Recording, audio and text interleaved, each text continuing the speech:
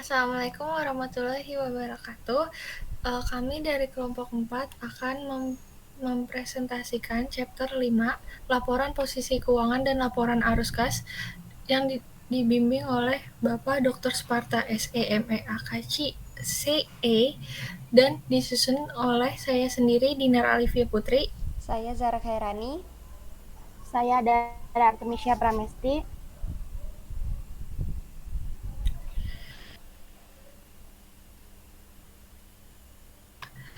Tujuan pembelajaran laporan posisi keuangan dan laporan arus kas. Yang pertama, laporan posisi keuangan itu kegunaan, batasan, dan klasifikasi. Selanjutnya, laporan arus kas, tujuan, isi, dan format. Perseipan, kegunaan. Yang terakhir, informasi tambahan, ada catatan teknik pengungkapan, dan terakhir pedoman lainnya.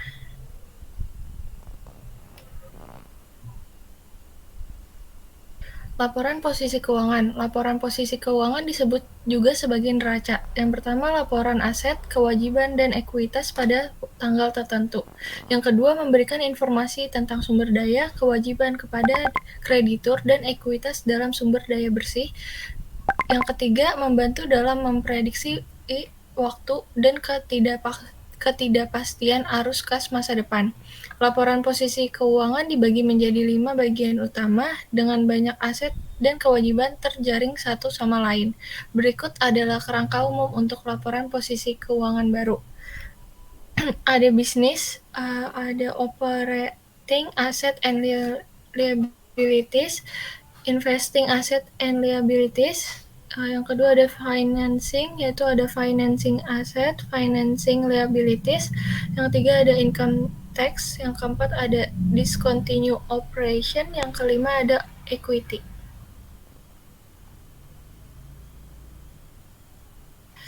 Selanjutnya, di sini ada gambaran laporan posisi keuangan.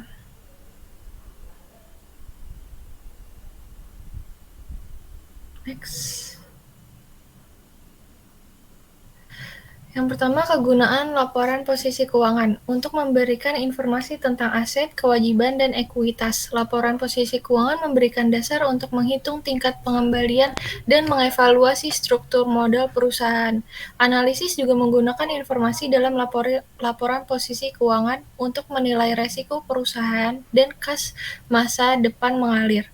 Dalam hal ini, analisis menggunakan laporan posisi keuangan untuk menilai likuiditas, solvabilitas, dan fleksibilitas keuangan perusahaan. Kegunaan laporan posisi keuangan secara umum adalah untuk menilai risiko-risiko entitas dan arus kas masa depan.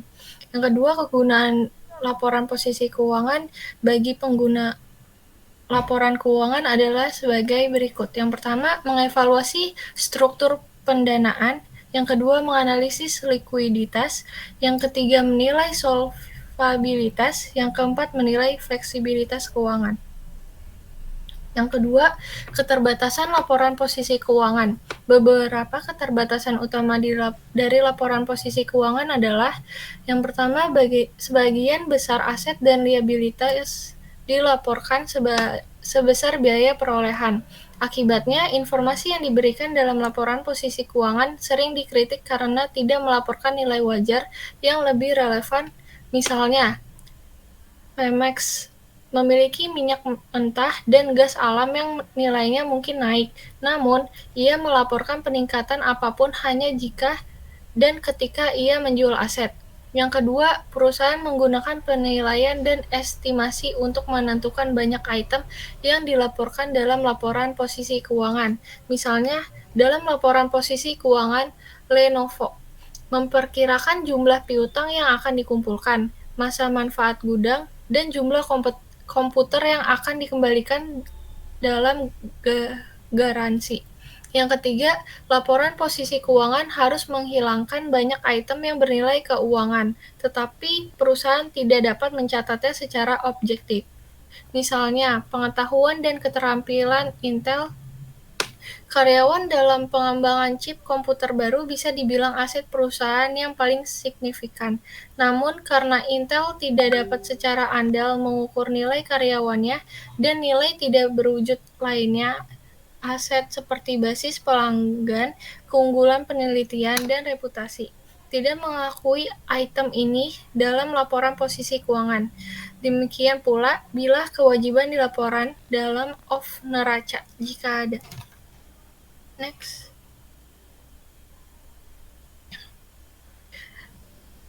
Kebanyakan aset dan kewajiban dilaporkan berdasarkan biaya perolehan, menggunakan penilaian dan estimasi, banyak nilai keuangan yang dihilangkan.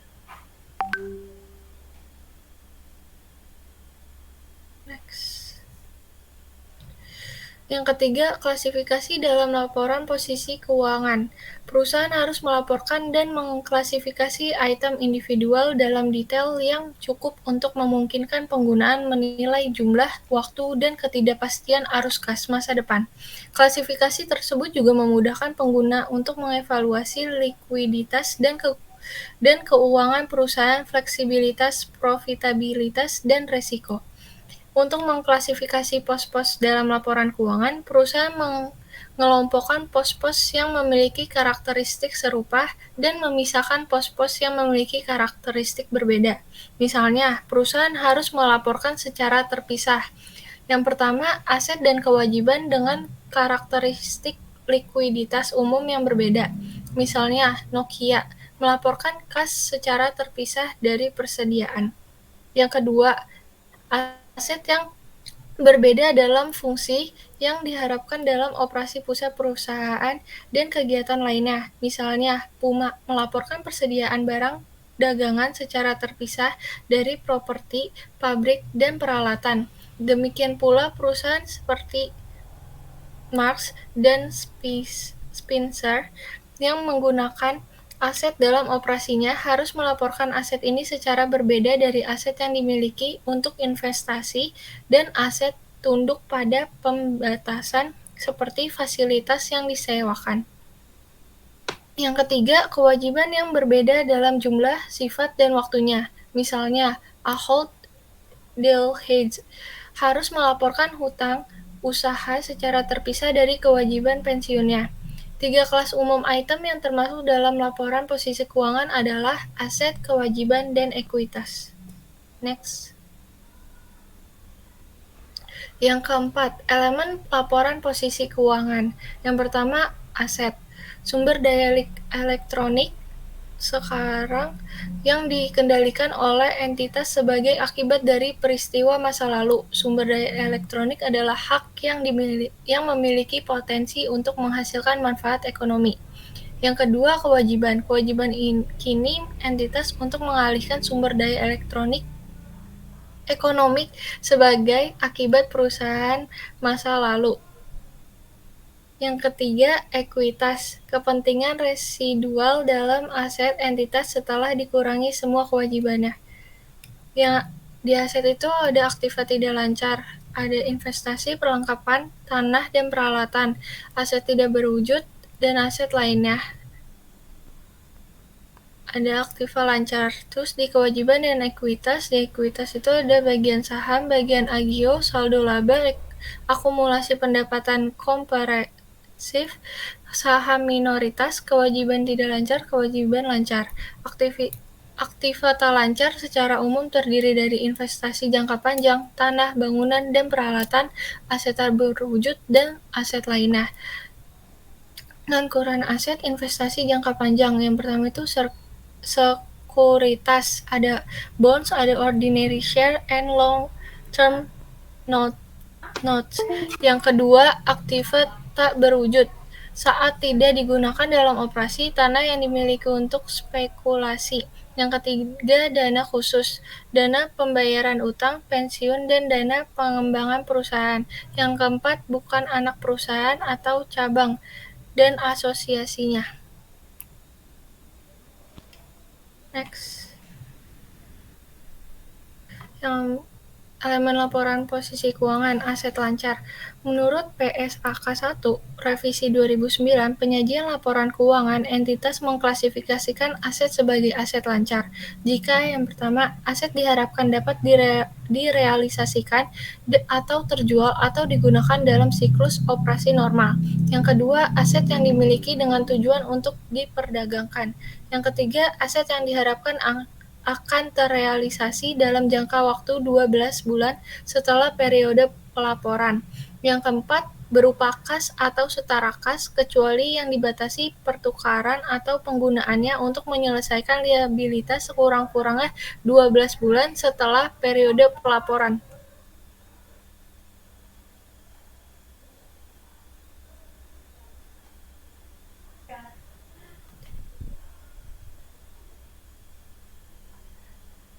Aset lancar disajikan dalam laporan posisi keuangan menurut urutan likuiditas, item, kas, dan ekuivalen kas. Selanjutnya investasi jangka pendek. Kas dan ekuivalen kas, dasar penilaiannya nilai wajar. Investasi jangka pendek, dasar penilaiannya pada umumnya nilai wajar. Beban dibayar di muka, dasar penilaiannya harga diperoleh, piutang, estimasi jumlah yang tertagih, persediaan, harga perolehan atau nilai realisasi bersih. Kas pada umumnya terdiri atas mata uang dan giro atau demand deposit. Ekuivalen kas, investasi jangka pendek yang sangat liquid dan akan jatuh tempo dalam jangka 3 bulan atau kurang. Restriksi atau komitmen yang terkait dengan ketersediaan kas harus diungkapkan.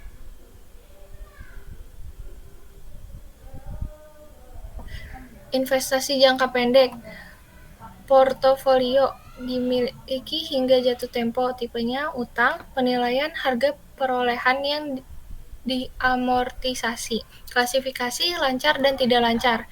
Di portofolio diperdagangkan, tipe utang dan ekuitas, penilaian nilai wajar, klasifikasi lancar. Portofolio tersedia untuk dijual, tipe utang dan ekuitas, penilaian nilai wajar, klasifikasi lancar dan tidak lancar.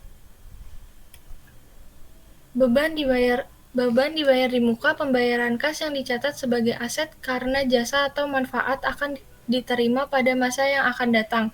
Kas dibayar sebelum beban dicatat. Pembayaran di muka sering berhubungan dengan asuransi, perlengkapan, iklan, sewa, dan pemeliharaan peralatan.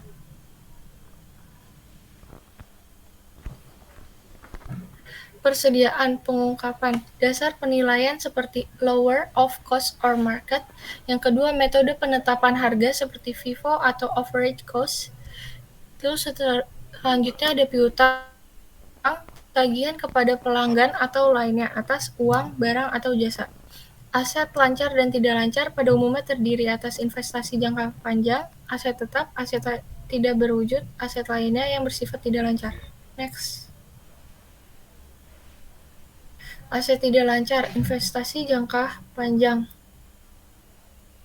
Itu investasi, yang pertama investasi dalam sekuritas, obligasi, saham biasa, dan wesel jangka panjang. Kedua, investasi dalam aset tetap berwujud yang tidak digunakan dalam operasi, seperti tanah yang ditahan untuk spekulasi. Yang ketiga, investasi yang disisihkan dalam dana khusus, seperti dana pelunasan, dana pensiun, dan dana ekspansi pabrik. Yang keempat, investasi dalam anak perusahaan atau afiliasi yang tidak dikonsolidasi. Investasi dalam sekuritas utang dan ekuitas. Portofolio dimiliki hingga jatuh tempo, tipenya utang, penilaian harga perolehan yang diamortisasi, klasifikasi lancar dan tidak lancar. Portofolio diperdagangkan, tipe utang dan ekuitas, penilaian nilai wajar, klasifikasi lancar. Portofolio tersedia untuk dijual, tipe utang dan ekuitas, penilaian nilai wajar, klasifikasi lancar dan tidak lancar. Portofolio ekuitas tidak diperdagangkan, tipe ekuitas, penilaian nilai wajar, klasifikasi lancar dan tidak lancar. Next. Aset tetap, properti, pabrik, dan peralatan. Aset yang bersifat tahan lama dan digunakan dalam Operasi reguler perusahaan. Properti, kekayaan fisik seperti tanah, bangunan, mesin, furnitur, peralatan, sumber daya yang tidak dapat diperbaharui, seperti hutan dan mineral. Selanjutnya, kecuali tanah. Sebagian besar aset tersebut dapat disusutkan, kecuali gedung, seperti gedung, atau didepresikan cadangan minyak. Aset tak berwujud, aset yang tidak memiliki substansi fisik, tanpa wujud fisik, dan bukan merupakan instrumen keuangan, seperti hak paten, hak cipta, waralaba, goodwill, merek dagang, nama dagang, dan daftar pelanggan. Selanjutnya, diamortisasi selama masa manfaatnya yang terbatas, dan secara periodik umur aset tak berwujud dinilai berdasarkan penurunan nilai yang terjadi.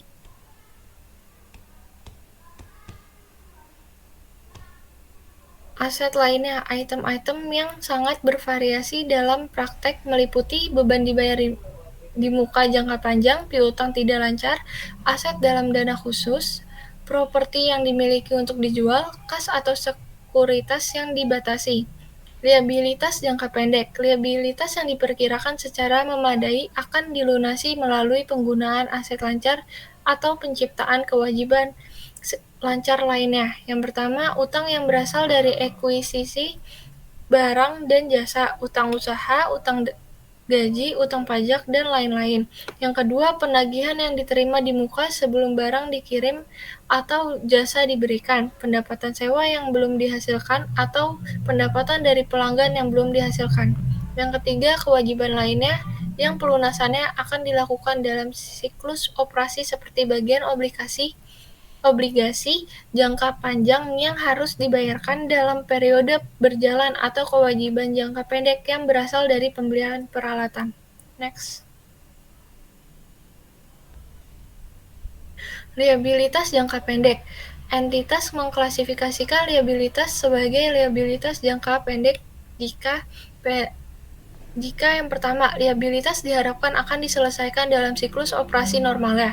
Yang kedua, liabilitas yang dimiliki untuk tujuan diperdagangkan, misalnya instrumen derivatif. Yang ketiga, liabilitas tersebut jatuh tempo untuk diselesaikan dalam jangka waktu 12 bulan setelah periode pelaporan.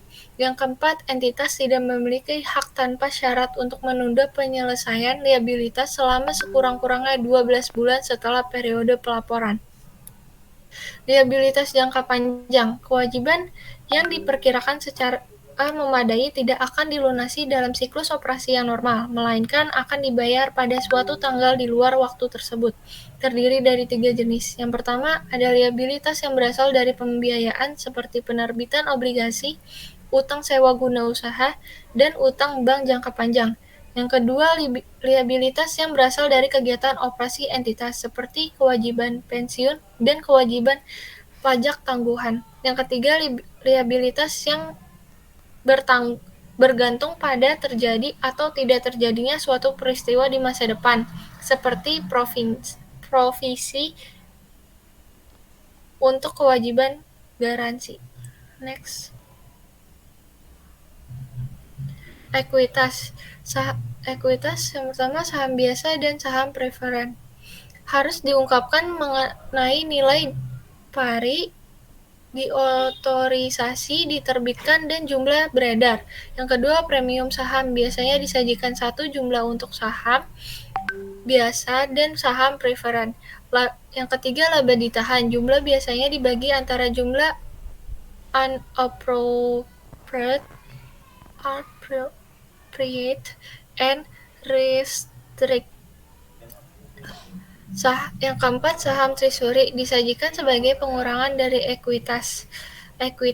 Bagian ekuitas pemegang saham yaitu modal saham, nilai pari nominal atau ditetapkan atas saham yang diterbitkan. Yang kedua, premium saham, kelebihan jumlah yang dibayarkan di atas nilai pari atau yang ditetapkan. Laba ditahan, laba perusahaan yang tidak didistribusikan.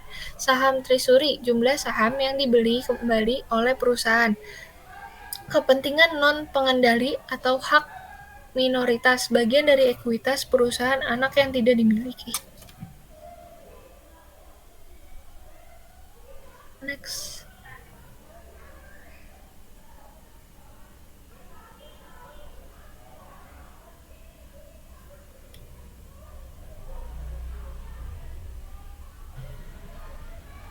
Selanjutnya ada penyusunan laporan posisi keuangan. Yang pertama ada formulir akun, yaitu akun form.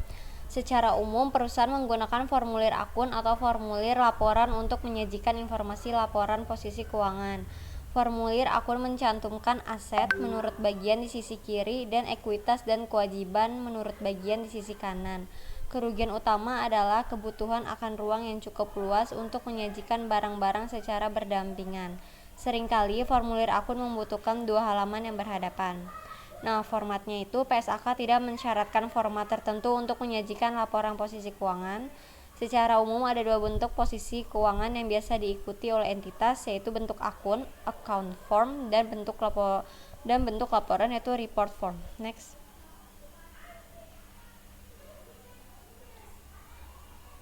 Lalu di sini ada formulir laporan yaitu report form, mencantumkan aset diikuti oleh ekuitas dan kewajiban langsung di bawah berikut ilustrasinya. Ini ilustrasinya akan dijelaskan oleh Adara Artemisia.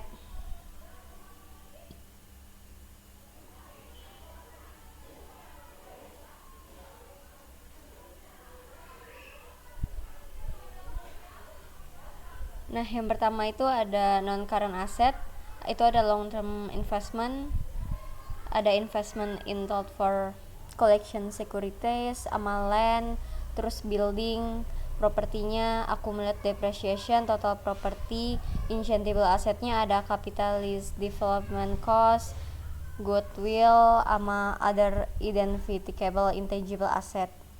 Terus current asetnya ada inventory, prepaid expense, account receivable, nanti dikurangi sama allowance for doubtful accounts, short term investment, cash and cash equivalents. Nanti kita dapat total current asset, lalu kita jumlahkan sama total non current asset, dapatlah total asetnya. Next. Yang ketiga ada pengungkapan laporan posisi keuangan. Entitas mengungkapkan dalam laporan posisi keuangan atau dalam catatan atas laporan posisi keuangan subklasifikasi dari pos-pos yang disajikan. Perincian subklasifikasi bergantung pada ketentuan di PSAK, misalnya 1. Piutang antara piutang usaha pihak ketiga dan piutang usaha dengan pihak terelasi. 2. Persediaan disubklasifikasikan antara persediaan bahan baku, barang dalam proses dan barang jadi. 3. Aset tetap disubklasifikasi terpisah menurut kelompok aset tetap, misalnya tanah, bangunan, dan peralatan. Pengungkapan juga dapat disajikan pada laporan posisi keuangan atau dapat juga di laporan perubahan ekuitas atau catatan atas laporan keuangan. Misalnya, informasi mengenai jenis saham yaitu jumlah saham modal dasar dan jumlah saham diterbitkan dan disetor penuh, dan nilai nominal saham. Next.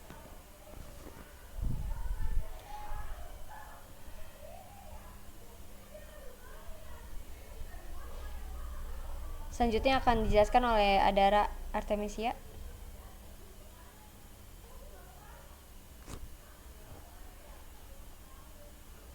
Selanjutnya ada tujuan laporan arus kas. Tujuan utama dari laporan arus kas adalah untuk menyediakan informasi yang relevan tentang penerimaan kas dan pembayaran kas dari suatu perusahaan selama suatu periode. Untuk mencapai tujuan ini, laporan arus kas melapor hal-hal berikut. Yang pertama, pengaruh kas dari operasi selama satu periode. Yang kedua, transaksi investasi. Yang ketiga ada transaksi pembiayaan. Dan yang keempat ada kenaikan atau penurunan bersih kas selama periode tersebut. Terus melaporkan sumber, pengguna, dan kenaikan atau penurunan bersih uang tunai membantu investor, kreditur, dan lainnya mengetahui apa yang terjadi pada sumber daya perusahaan yang paling liquid. Karena kebanyakan individu memelihara buku cek dan menyiapkan pengembalian pajak secara tunai. Mereka dapat memahami informasi yang dilaporkan dalam laporan arus kas. Isi laporan arus kas. Perusahaan mengklasifikasikan penerimaan kas dan pembayaran kas selama suatu periode menjadi 3 aktivitas berbeda dalam laporan arus kas. Aktivitas operasi, investasi, dan pendanaan yang didefinisikan sebagai berikut. Yang pertama, aktivitas operasi melibatkan efek kas dari transaksi yang masuk ke dalam penentuan laba bersih.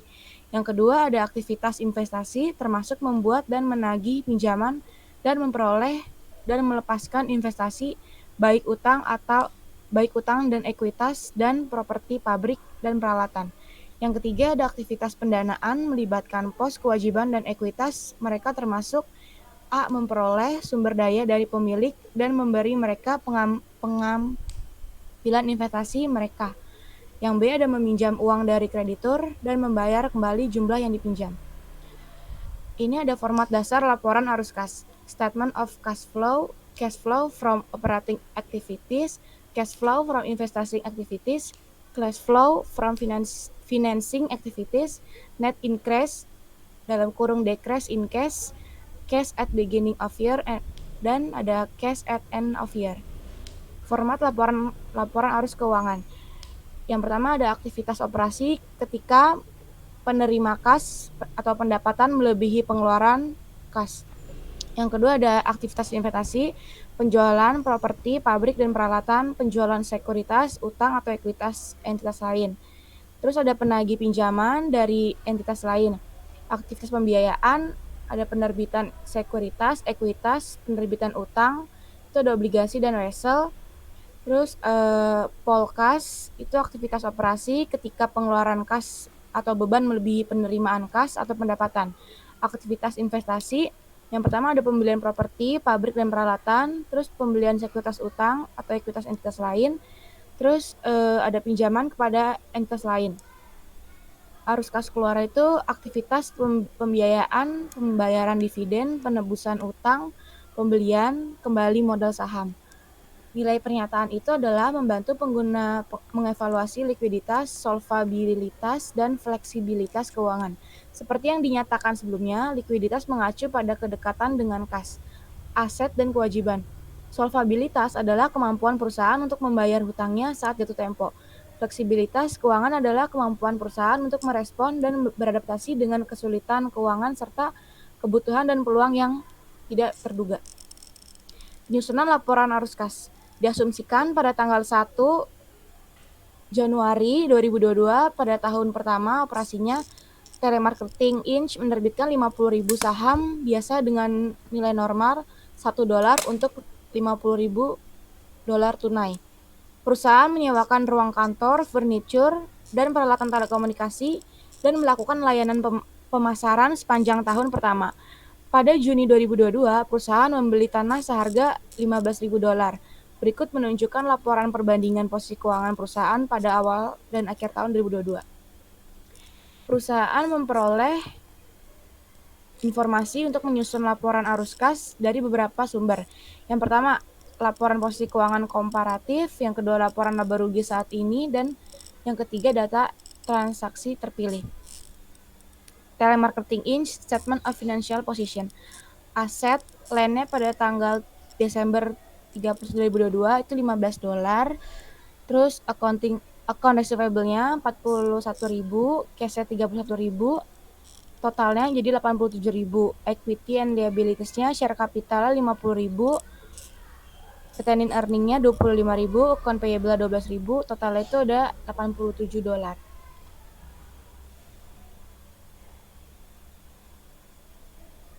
Selanjutnya akan dilanjuti oleh Zara Khairani. Next.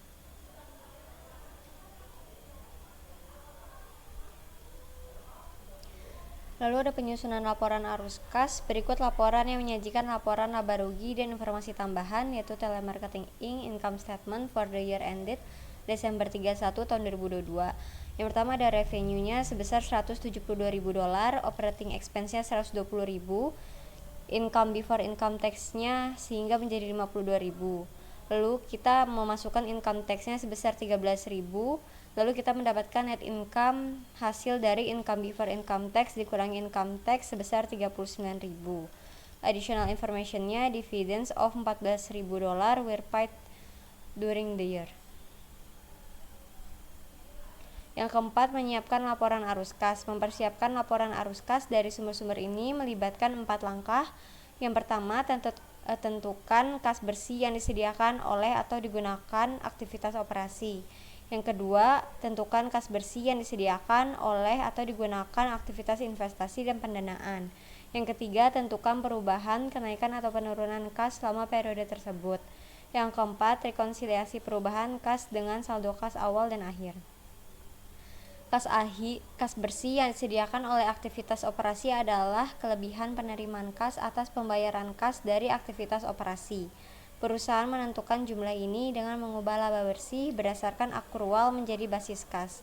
Untuk melakukannya, mereka menambah atau mengurangi dari laba bersih item-item dari laporan laba rugi yang tidak mempengaruhi uang tunai. Prosedur ini mengharuskan perusahaan menganalisis tidak hanya laporan laba rugi tahun berjalan, tetapi juga laporan komparatif, posisi keuangan, dan data transaksi yang dipilih. Next. Lalu ada analisis laporan komparatif posisi keuangan. Telemarketing mengungkapkan dua item yang akan mempengaruhi perhitungan kas bersih yang disediakan oleh aktivitas operasi. Yang pertama, peningkatan piutang usaha mencerminkan peningkatan pendapatan non-kas sebesar $41.000. Yang kedua, kenaikan utang usaha mencerminkan kenaikan non-kas sebesar $12.000 dalam biaya. Oleh karena itu, untuk mendapatkan kas bersih yang disediakan oleh aktivitas operasi, Telemarketing Inc. mengurangi kenaikan piutang usaha sebesar $41.000 dari laba bersih dan menambahkan kembali ke laba bersih kenaikan utang usaha sebesar $12.000. Sebagai hasil dari penyesuaian ini, perusahaan menentukan kas bersih yang disediakan oleh aktivitas operasi menjadi $10.000. Dihitung seperti yang ditunjukkan pada tabel di bawah ini, yaitu net income-nya sebesar $39.000, adjustment to reconcile net income to net cash provided by operating activities-nya ada increase in account receivable-nya dikurangi $41.000, ada increase in account payable-nya $12.000. $41.000 dikurangi $12.000 kita mendapatkan $29.000. Lalu kita mendapatkan net cash provided by operating activities didapat dari net income-nya dikurangi increase in account payable dari adjustment-nya sehingga menjadi $10.000. Next. Lalu selanjutnya perusahaan menentukan aktivitas investasi dan pendanaannya. Satu-satunya aktivitas investasi Telemarketing Inc. adalah pembelian tanah. Itu memiliki dua kegiatan pembiayaan. Yang pertama, modal saham biasa meningkat $50.000 dan dari penerbitan 50.000 saham, 50.000 saham biasa secara tunai. Yang kedua, perusahaan membayar dividen tunai sebesar $14.000. Mengetahui jumlah yang disediakan atau digunakan oleh aktivitas operasi, investasi, dan pendanaan, perusahaan menentukan kenaikan bersih kas. Tabel berikut menyajikan laporan arus kas Telemarketing Inc. untuk tahun 2022. Jadi di sini ada statement of cash flow dari perusahaan Telemarketing Inc. di mana cash at end of the year-nya sebesar $31.000. Kenaikan kas sebesar $31.000 ini yang dilaporkan dalam laporan arus kas sama dengan $31.000 dalam bentuk kas yang dihitung dari laporan posisi keuangan komparatif. Next.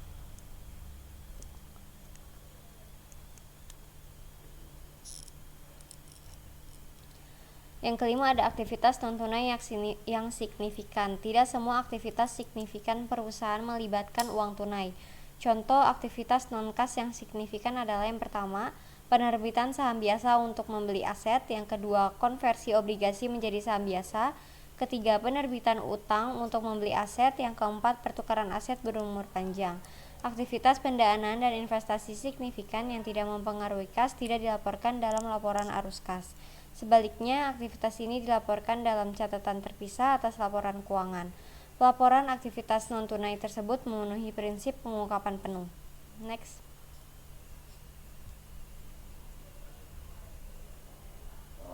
Nah, berikut ilustrasi yang menunjukkan contoh laporan arus kas yang komprehensif.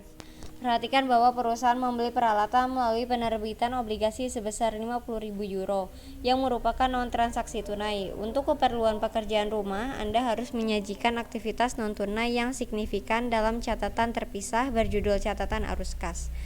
Nah, berikut ini adalah statement of cash flow dari perusahaan Nestor for the year ended Desember tanggal 31 tahun 2022 di mana cash at end of the year-nya €414.950. Next. Yang keenam ada kegunaan laporan arus kas. Pernyataan kebagian adalah arus kas positif memang benar. Meskipun laba bersih memberikan ukuran keberhasilan atau kegagalan perusahaan dalam jangka panjang. Uang tunai adalah sumber kehidupannya. Tanpa uang tunai, perusahaan tidak akan bertahan hidup. Untuk perusahaan kecil dan baru berkembang, arus kas adalah satu-satunya elemen terpenting untuk bertahan hidup. Bahkan perusahaan menengah atau besar pun harus mengendalikan arus kas. Kreditur memeriksa laporan arus kas dengan hati-hati karena mereka khawatir akan dibayar. Mereka memulai pemeriksaan mereka dengan menemukan kas bersih yang disediakan oleh aktivitas operasi.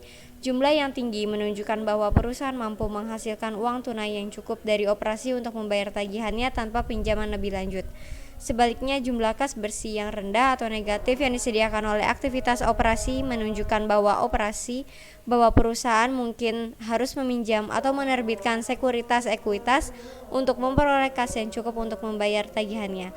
Akibatnya, kreditur mencari jawaban atas pertanyaan-pertanyaan berikut dalam laporan arus kas perusahaan. Next.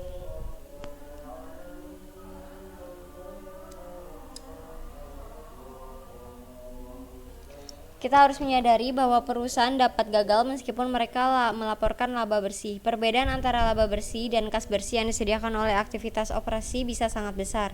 Perusahaan terkadang melaporkan angka laba bersih yang tinggi, tetapi kas bersih negatif yang disediakan oleh aktivitas operasi. Situasi seperti ini pada akhirnya dapat menyebabkan kebangkrutan. Selain itu, peningkatan substansial dalam piutang atau persediaan dapat menjelaskan perbedaan antara laba bersih positif dan kas bersih negatif yang diperoleh dari aktivitas operasi. Misalnya, pada tahun pertama operasinya, perusahaan Hu Ltd melaporkan laba bersih sebesar 80.000. Kas bersih yang diperoleh dari aktivitas operasi bagaimanapun itu adalah negatif 95.000 seperti yang ditunjukkan pada tabel berikut. Aktivitas operasi bagaimanapun itu adalah negatif 95.000 seperti yang ditunjukkan pada tabel berikut. Next. Perusahaan Hu Ltd net cash flow from operating activities. Yang pertama, cash flow from operating activities ada net income sebesar 80.000. Lalu adjustment to reconciliasinya increase to receivable 75.000 sama increase in inventory 100.000 menjadi 175.000. Lalu kita mendapatkan net cash provided by operating activities sebesar 95.000 minus.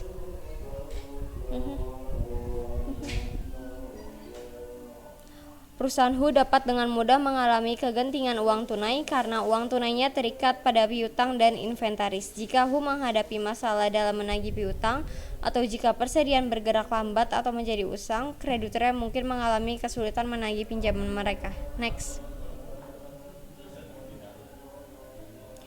Lalu ada likuiditas keuangan. Pembaca laporan keuangan seringkali menilai likuiditas dengan menggunakan cash debt coverage saat ini. Ini menunjukkan apakah perusahaan dapat melunasi kewajiban lancarnya dari operasinya pada tahun tertentu.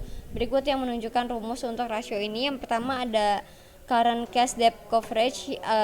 Rumusnya itu net cash provided by operating activities dibagi average current liabilities.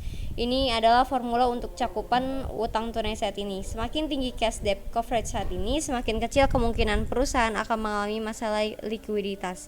Misalnya, rasio mendekati 1:1 adalah baik. Hal ini menunjukkan bahwa perusahaan dapat memenuhi semua kewajiban lancarnya dari arus kas yang dihasilkan secara maksimal. Next. Suaranya. Lalu ada fleksibilitas keuangan. Cakupan utang tunai memberikan informasi tentang fleksibilitas keuangan. Ini menunjukkan kemampuan perusahaan untuk membayar kewajibannya dari kas bersih yang disediakan oleh aktivitas operasi tanpa harus melikuidasi aset yang digunakan dalam operasinya. Berikut yang menunjukkan rumus untuk rasio ini. Perhatikan kesamaannya dengan cakupan uang tunai saat ini. Namun, karena menggunakan rata-rata total kewajiban menggantikan rata-rata kewajiban lancar, dibutuhkan pandangan yang agak lebih panjang.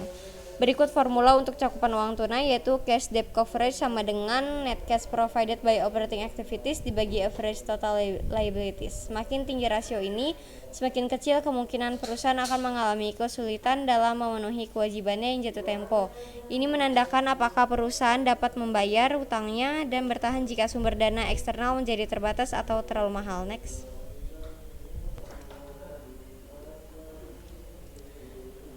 Lalu ada arus kas gratis. Cara yang lebih canggih untuk memeriksa fleksibilitas keuangan perusahaan adalah dengan mengembangkan analisis arus kas bebas.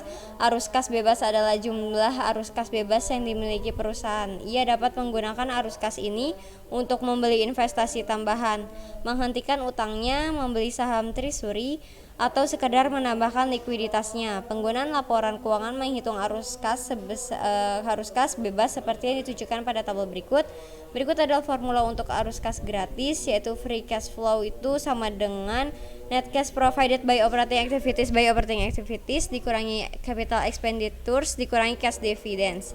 Dalam analisis arus kas bebas, pertama-tama kita mengurangi belanja modal untuk menunjukkan bahwa itu adalah pengeluaran diskresioner paling sedikit yang biasanya dilakukan perusahaan tanpa upaya berkelanjutan untuk mempertahankan dan memperluas fasilitas. Kecil kemungkinan perusahaan dapat terus mempertahankan posisi kompetitifnya. Kami kemudian memotong dividen. Meskipun sebuah perusahaan dapat memotong dividennya, biasanya akan melakukannya hanya dalam keadaan darurat keuangan. Jumlah yang dihasilkan setelah pemotongan ini adalah arus kas bebas perusahaan. Jelas, semakin besar arus kas bebas, semakin besar jumlah fleksibilitas keuangan perusahaan. Next.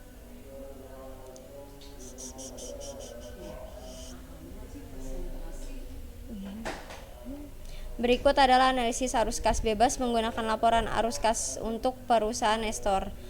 Yang pertama ada perusahaan Nestor SA free cash flow analysis, yaitu net cash provided by operating activities-nya sebesar 411.750, capital expenditure-nya dikurangi 252.500, dividend-nya dikurangi 19.800, free cash flow-nya menjadi 139.450. Next.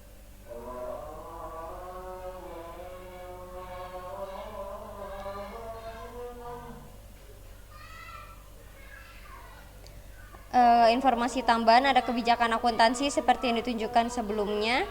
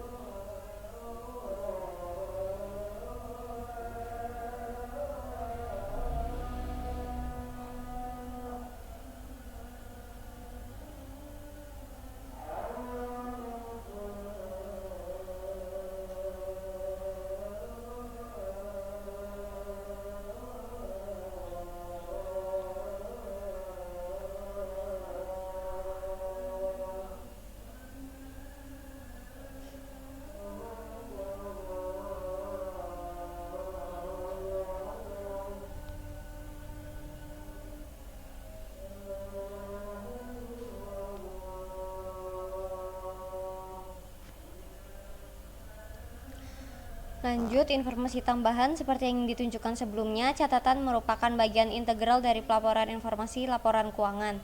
Catatan dapat menjelaskan secara kualitatif informasi yang terkait dengan item laporan keuangan tertentu. Selain itu, mereka dapat memberikan data tambahan yang bersifat kuantitatif untuk memperluas informasi dalam laporan keuangan. Catatan juga dapat menjelaskan pembatasan yang diberlakukan oleh pengaturan keuangan atau perjanjian kontrak dasar. Meskipun catatan mungkin bersifat teknis dan sulit dipahami dalam beberapa kasus, catatan tersebut memberikan informasi yang berarti bagi pengguna laporan keuangan. Kebijakan akuntansi adalah prinsip dasar, konvensi, aturan, dan praktik khusus yang diterapkan oleh perusahaan dalam menyiapkan dan menyajikan informasi keuangan. IASB merekomendasikan pengungkapan semua prinsip dan metode akuntansi yang signifikan yang melibatkan pemilihan dari antara alternatif atau yang khas untuk industri tertentu. Misalnya, perusahaan dapat menghitung persediaan di bawah beberapa asumsi arus biaya, misalnya biaya rata-rata dari FIFO, penyusutan pabrik, dan peralatan di bawah beberapa metode yang diterima, misalnya saldo menurun ganda dan garis lurus, dan melakukan investasi pada penilaian yang berbeda, misalnya biaya, ekuitas, dan nilai wajar. Pengguna laporan keuangan yang mahir mengetahui kemungkinan ini dan memeriksa laporan dengan cermat untuk menentukan metode yang digunakan. Next.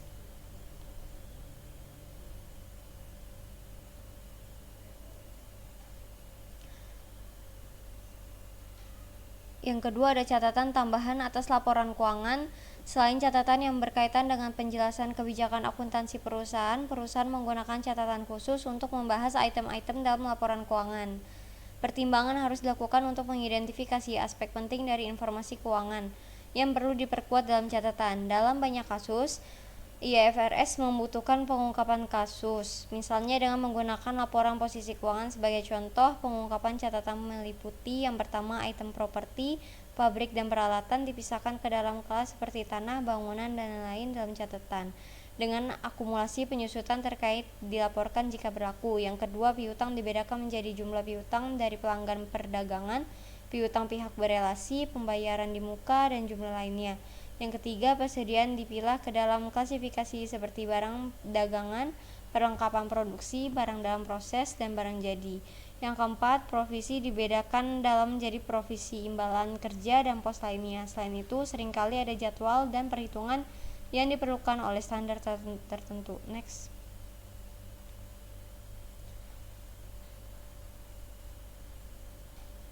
Nah, ini misalnya untuk piutang, IFRS memerlukan analisis jatuh tempo untuk piutang.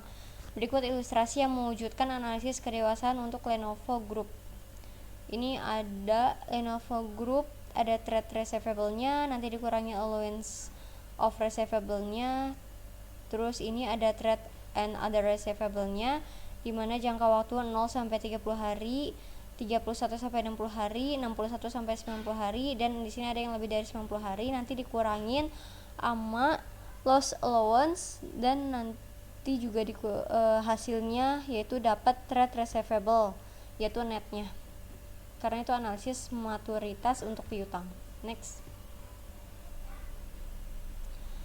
Nah, ini analisis jatuh tempo lainnya diperlukan untuk kewajiban keuangan. Berikut ilustrasi yang menunjukkan analisis yang disesuaikan untuk perusahaan Christian Dior. Di sini analisis of gross borrowing by payment. Ada maturity-nya dari tanggal 31 Desember tahun 2019 sampai 31 Desember 2024. Kita mencari fixed asset, floating rate, dan nanti ada thereafter-nya, lalu kita total sehingga menjadi totalnya fixed rate-nya menjadi 11.260, floating rate-nya 643, totalnya menjadi 11.903. Next.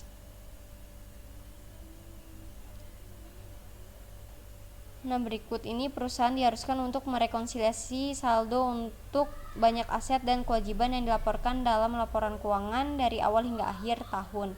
Kadang-kadang disebut sebagai informasi keuangan roll forward. Misalnya, rekonsiliasi saldo aset tetap, aset tidak berwujud, dan ketentuan umumnya disediakan. Contoh, untuk properti, pabrik, dan peralatan untuk Nestle ditunjukkan pada tabel berikut. Nah, ini ada gross value di 1 Januarinya, ada currency, ada capital expenditure, ada disposal, ada classification, modification, lalu kita mencari land and buildingnya, machinery and equipment, tools, furniture, and other equipment, sama vehicles.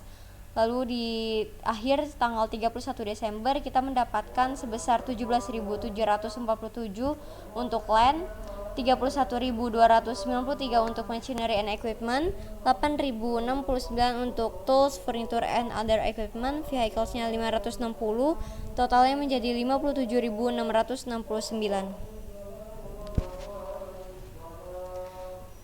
Lalu ada teknik pengungkapan yang ketiga, perusahaan harus mengungkapkan selengkap mungkin pengaruh berbagai ketidakpastian terhadap kondisi keuangan, metode penilaian aset dan kewajiban, serta kontrak dan perjanjian perusahaan. Untuk mengungkapkan informasi terkait ini, perusahaan dapat menggunakan penjelasan tanda kurung dan referensi silang dan item kontra. Penjelasan dalam kurung yang dimaksud adalah perusahaan sering memberikan informasi tambahan dengan penjelasan tanda kurung setelah item tersebut. Sebagai contoh, berikut ilustrasi yang menunjukkan kejelasan dalam kurung jumlah saham yang diterbitkan oleh perusahaan Hitachi GPN pada laporan posisi keuangan di bagian ekuitas. Laporan tambahan terkait informasi posisi keuangan ini menambah kejelasan dan kelengkapan. Ini memiliki keunggulan dibandingkan catatan karena membawa informasi tambahan ke dalam tubuh pernyataan di mana pembaca cenderung mengabaikannya. Perusahaan bagaimanapun harus menghindari penjelasan kurung yang panjang yang mungkin mengganggu. Di sini Hitachi Equity Common Stock sebesar 427.776 yen. Next. Lalu di sini ada referensi silang dan item kontra. Perusahaan mereferensikan silang hubungan langsung antara aset dan liability pada laporan posisi keuangan. Misalnya seperti yang ditunjukkan pada ilustrasi tabel berikut. Pada tanggal 31 Desember 2022, sebuah perusahaan mungkin menunjukkan entry berikut. 1. Terdaftar di antara aset lancar dan yang lainnya terdaftar di antara kewajiban lancar. Nah, current asset ini yang pertama ada cash on deposit with sinking fund, trust for redemption of bonds payable sebesar 800.000. Terus ada current liability-nya, bond payable to be redeemed in sebesar 2.300.000. Referensi silang ini menunjukkan bahwa perusahaan akan menebus $2.300.000 hutang obligasi ini yang hanya disisihkan $800.000. Oleh karena itu diperlukan tambahan kas dari kas yang tidak dibatasi dari penjualan investasi, dari keuntungan atau dari beberapa sumber lain, atau perusahaan dapat menunjukkan informasi yang sama secara tertutup. Prosedur umum lainnya adalah membuat akun kontra atau akun tambahan. Akun kontra pada laporan posisi keuangan mengurangi akun aset, kewajiban, atau ekuitas. Contohnya termasuk akumulasi, penyusutan, dan penyisian piutang diragukan. Next.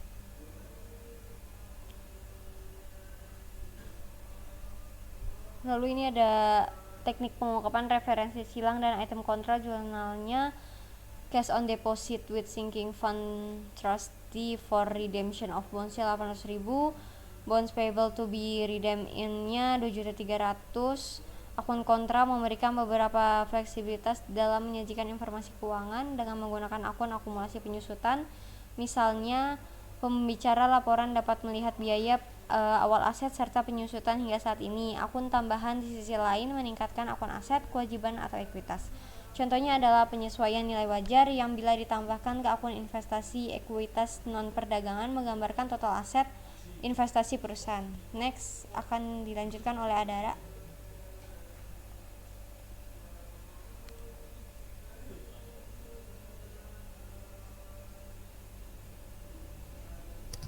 Selanjutnya ada pedoman lainnya mengimbangi.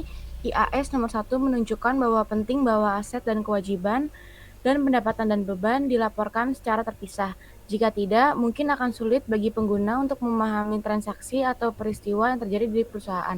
Oleh karena itu, tidak tepat bagi perusahaan seperti Sinopec CHN untuk mengimbangi hutang dagang dengan uang tunai.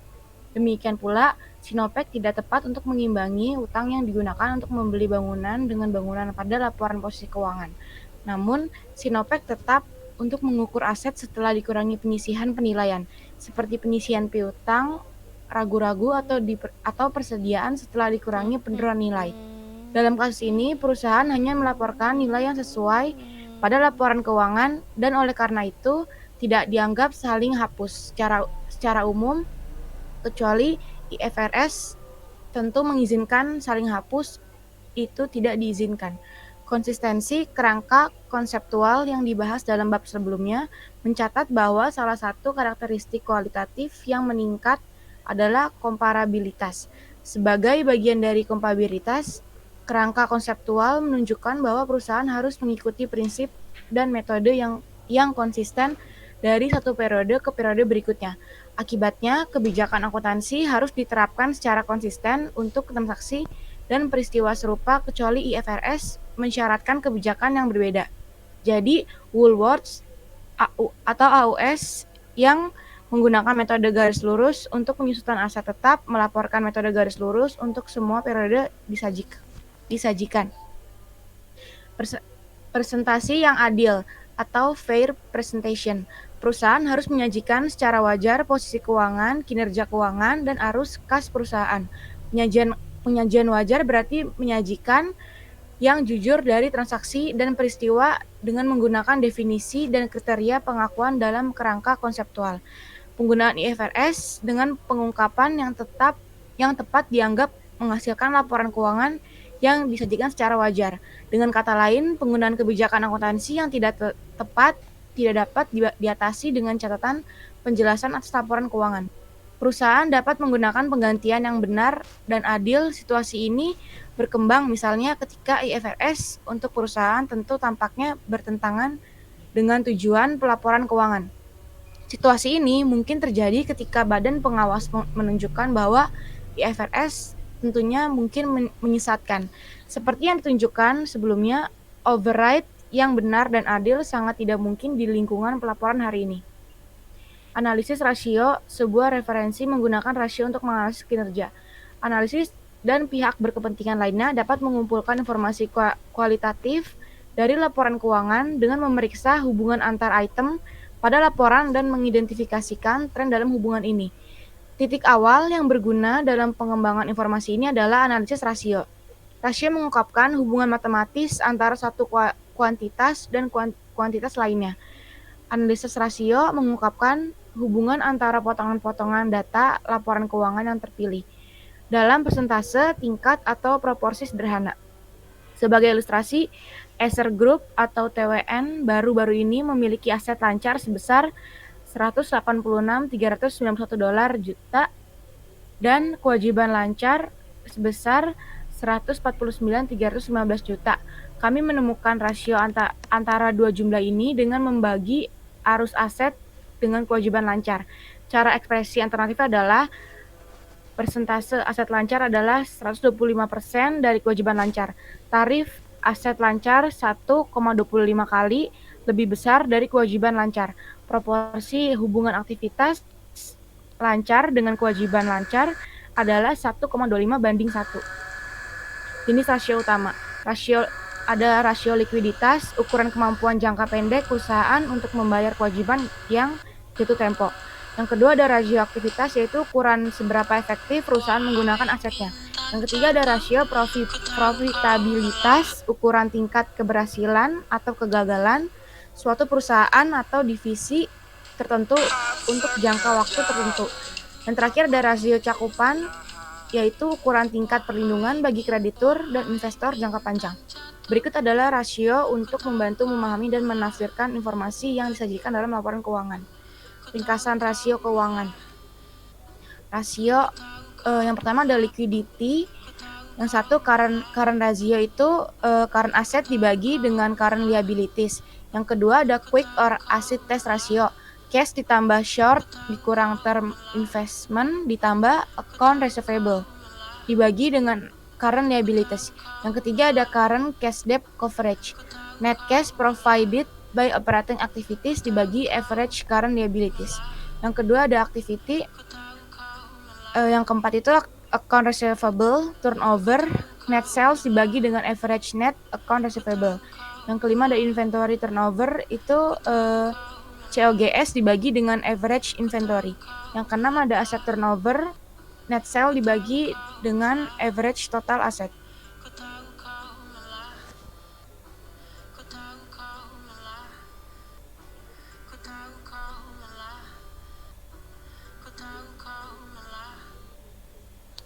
jenis rasio utama. Yang ketiga itu probabilitas, itu profit margin on sale, itu net income dibagi net sale. Yang ke-8 ada return on asset, net income dibagi average total asset. Yang ke-9 ada return on capital, on share capital ordinary, itu net income dikurang preference dividend dibagi dengan average shareholder equity dikurang ordinary. Yang ke-10 ada earning per share. Net income dibagi preference dividend dibagi weight dikurang average ordinary share outstanding. Yang ke-11 itu price dikurang earning ratio. Itu market price or share dibagi earning per share. Yang ke-12 itu ada payout ratio cash dividend dibagi dengan net income. Terus coverage, abis itu debt of asset ratio, total liabilities dibagi total asset. Yang ke-14 ada time interest earned, net income ditambah interest expense ditambah income tax expense dibagi interest expense.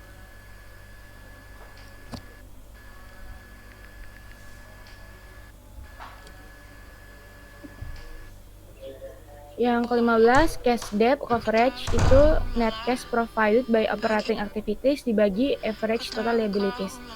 Yang ke-16 itu ada book value per share, shareholders equity dikurang ordinary dibagi outstanding share. Yang ke-17 itu ada free cash flow, net cash provided by operating activities dikurang capital expenditure dikurang cash dividend. Question and problem. Selanjutnya akan dijelaskan oleh Dinar Alivia. Question and problem yang pertama, 4.4. Penyajian laporan laba rugi, catatan keuangan, dan Inc. dihancurkan oleh api pada akhir tahun 2022. Untungnya pengontrol telah menyiapkan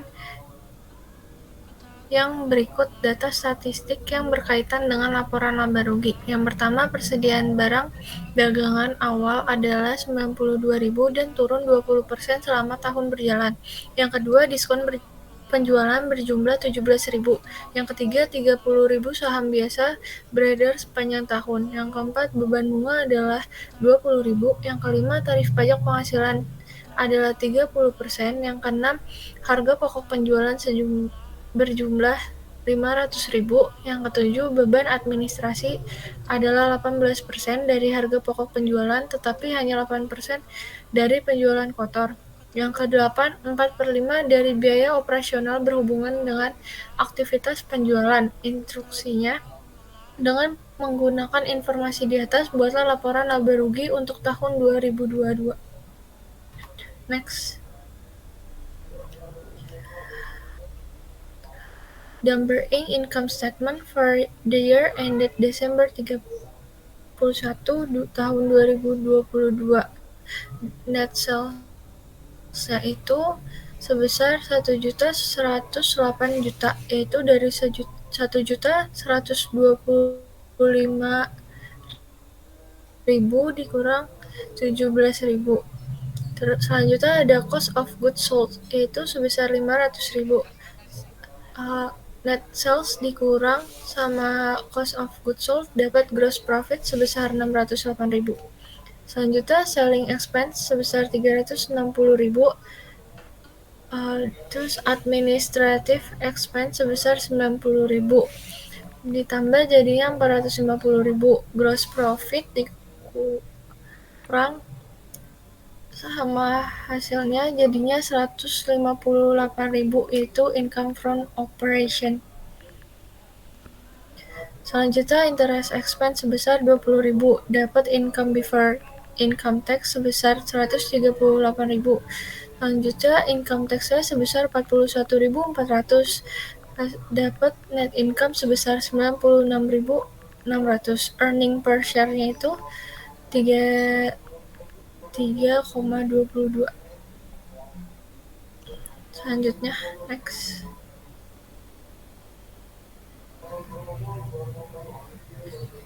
Selanjutnya, yang A, administrative expense-nya itu 18% dikali sama cost of goods sold-nya sebesar 500.000, jadinya 90.000.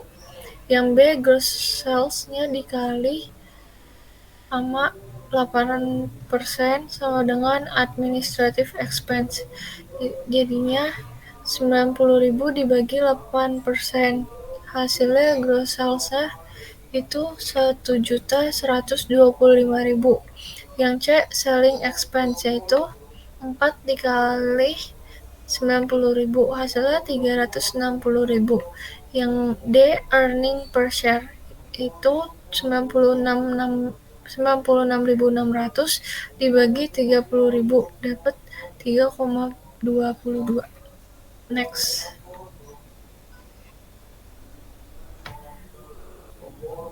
Selanjutnya akan dijelaskan oleh Adara.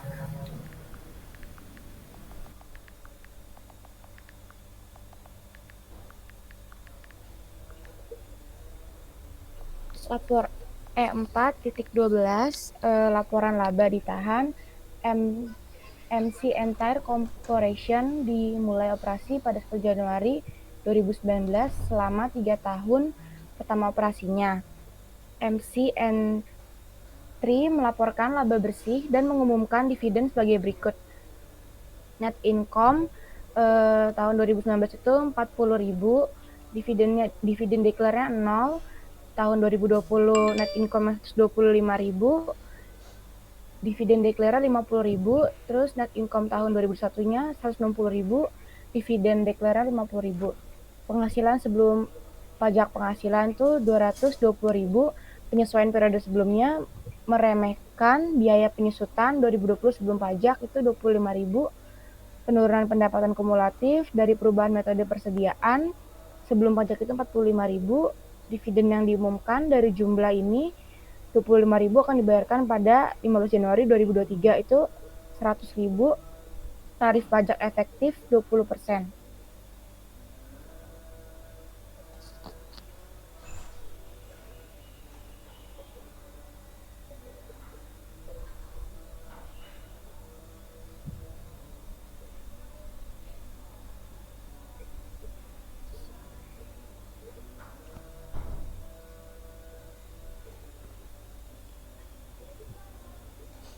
Instruksi A. Siapkan laporan laba ditahan tahun 2020 untuk MC Entire Corporation. B. Asumsikan MC Entire Corporation membatasi laba ditahan sebesar 70.000 pada 31 Desember 2022. Setelah tindakan ini, apa yang akan dilaporkan MC Entire sebagai total laba ditahan dalam laporan posisi keuangan 31 Desember 2022?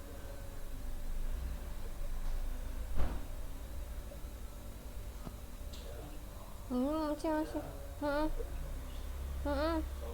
Iya tahu tapi ini masih direkam.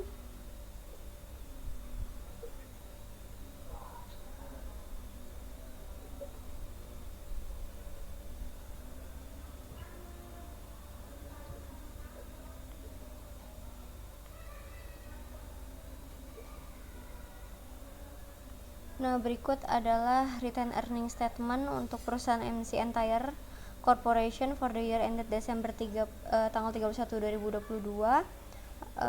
Particulersnya ada retained earnings pada tanggal Januari 1 2022 dapatnya sebesar $225.000 dari 40.000 ditambah 125.000 ditambah 160.000, lalu nanti dikurangi 50.000 dan ditambah 50.000. Lalu ada prior period adjustment-nya, correction of depreciation error-nya, net of 5.000 tax, jadinya 25.000 dikali 20%, hasilnya dikurangi 25.000, itu hasilnya minus 20.000. Cumulative decrease in income from change in inventory methods, net of 9.000 tax, nanti 45.000 dikali 20%, hasilnya dikurangi 45.000 menjadi minus 36.000. Lalu ada return earnings pada tanggal Januari 1 2022 yang sudah di adjustment.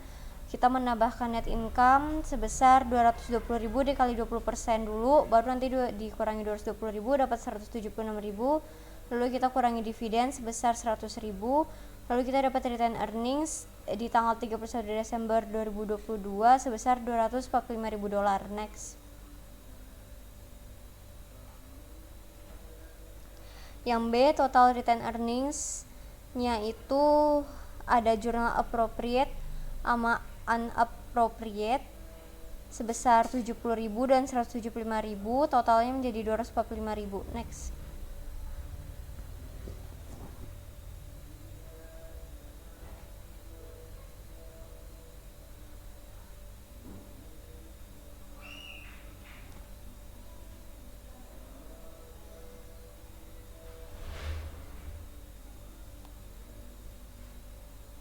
Nah, ini untuk E412 yang B-nya net income before income tax-nya 21.650.000, income tax-nya 35% kali 21.650.000 sebesar 7.577.500 sebesar 14.072.500 income from continuing operation.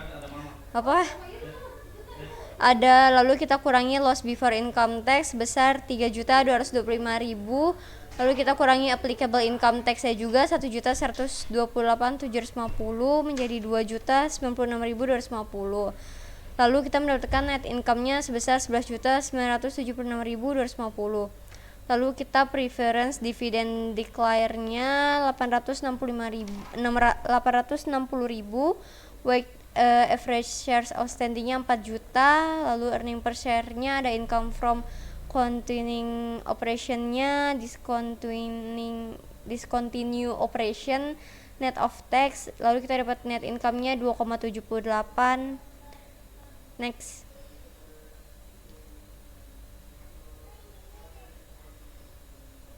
Lalu ada problem P4.4.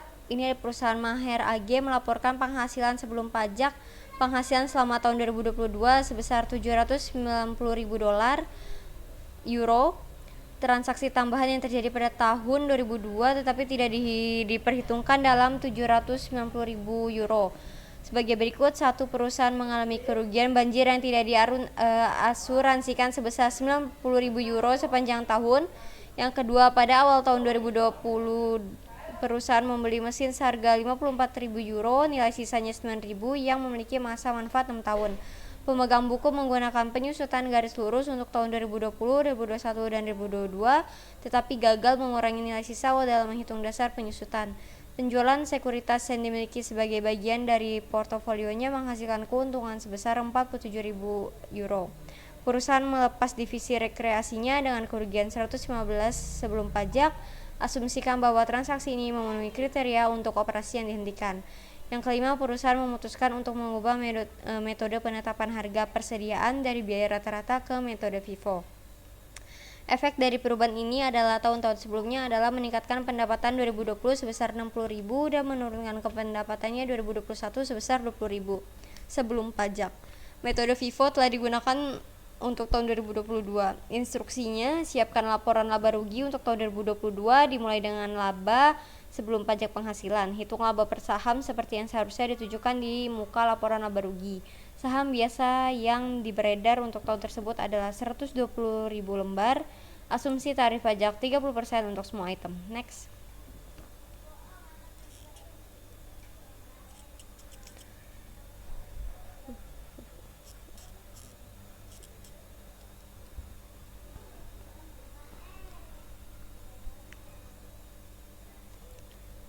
Nah, ini Maher AG, income statement parsialnya for the year ended Desember tanggal 31 tahun 2022. Income from continuing operation before income tax-nya 838.500.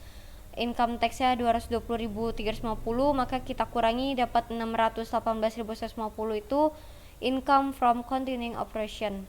Lalu ada discontinue operation-nya, kita kurangi loss from disposal of recreational division 115.000.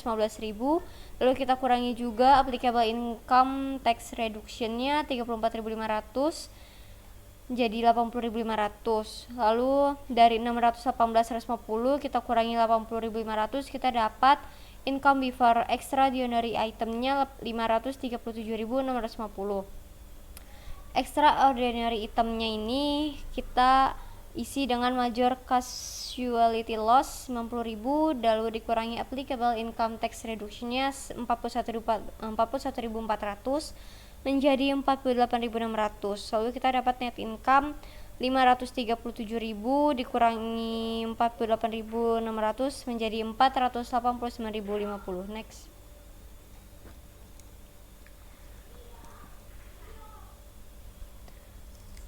Lalu ada per share of common stock-nya, income from continuing operation-nya dapat dari 618.150 dibagi 120.000 lembar sahamnya sebesar 5,15, ada discontinue operation, net of tax-nya 80.500 dibagi 120.000 lembar sahamnya menjadi minus 0,67. Lalu kita dapat income before extraordinary items-nya sebesar 4,48. Nah, lalu kita cari extraordinary item net of tax-nya dapat dari 48.600 dibagi 120.000 lembar sahamnya menjadi minus 0,41. Lalu kita mendapatkan net income sebesar 4,07. Computation of income from continue operation before tax-nya ada as previously stated 790.000, loss on sale of security-nya 57.000, gain on process of life insurance policy-nya sebesar 104.000 dapat dari 150.000 kurang 46.000. Lalu ada error in computation of depreciation-nya as compute-nya sebesar 54.000 dibagi 6, 9.000, sama corrected-nya 54.000 dikurangi 9.000 dibagi 6, 7.500, lalu kita kurangi sebesar 1.500. Lalu kita dapat as restated-nya 838.500. Lalu kita mencari income from continuing operation before tax-nya 838.500, non-taxable income gain on life insurance-nya 104.000, lalu kita kurangi dapat 734.500 itu taxable income. Lalu kita masukkan tax rate-nya 30%, lalu kita dapat income tax expense-nya sebesar 220.350. Sekian presentasi dari kelompok kami, kurang lebihnya mohon maaf. Wassalamualaikum warahmatullahi wabarakatuh.